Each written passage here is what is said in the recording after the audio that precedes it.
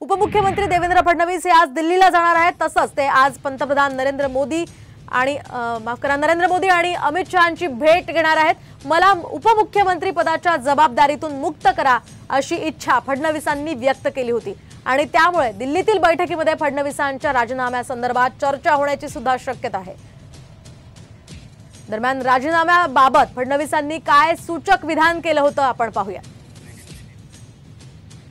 मी भारतीय जनता पक्षाच्या शीर्षस्थ नेतृत्वाला ही विनंती करणार आहे की त्यांनी मला सरकारमधून मोकळं करावं आणि पक्षामध्ये पूर्ण वेळ काम करण्याची त्यांनी संधी द्यावी, जेणेकरून ज्या काही कमतरता राहिल्या आहेत त्या कमतरता पूर्ण करण्याच्या दृष्टीने मला माझा पूर्ण वेळ देता येईल। अर्थात बाहेर राहिलो तरी सरकारमध्ये जे काही आम्हाला करायचं आहे ते आमची टीम करेल, त्यांच्यासोबत मी असणारच आहे।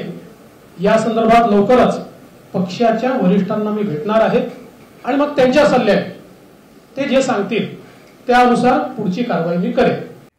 आणि याच संदर्भात आमचे प्रतिनिधी गणेश कवडे हे थेट आपल्या सोबत आहेत। गणेश, काय सांगाल? आज फडणवीस हे दिल्लीला जाणार असल्याचं कळतंय, कसं नेमकं त्यांच्या या दौऱ्याचं नियोजन असणार आहे?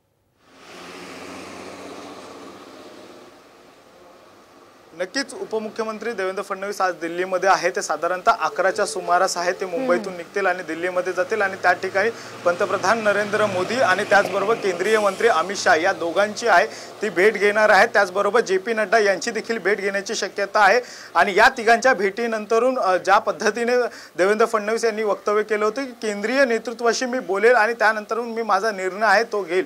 मात्र त्यांनी स्पष्ट केलं होतं की मला उपमुख्यमंत्री पद म्हणजे सरकारमधून कुठेतरी बाहेर पडू द्यावं आणि जी पक्ष बांधणी आहे ती करण्यासाठी विधानसभेचा वेळ देण्यात यावा, कारण की ज्या पद्धतीने लोकसभेमध्ये आहे ते भाजपला पराभवाला सामोरं जावं लागलं होतं आणि या चुका भरून काढायच्या आहेत तर मला सरकारमधून मुक्त करण्यात यावं ही खरं तर त्यांनी घोषणा केली होती। मात्र या सगळ्या संदर्भामध्ये केंद्रीय नेतृत्व जे सांगेल त्याच्यावरच मी ठाम राहील अशा पद्धतीने देखील एक वक्तव्य केलेलं आहे। त्यामुळे नेमके आज देवेंद्र फडणवीस दिल्लीमध्ये जातील आणि केंद्रीय नेतृत्वाशी चर्चा केल्यानंतर काय निर्णय घेतात हे देखील पाहणं गरजेचं आहे।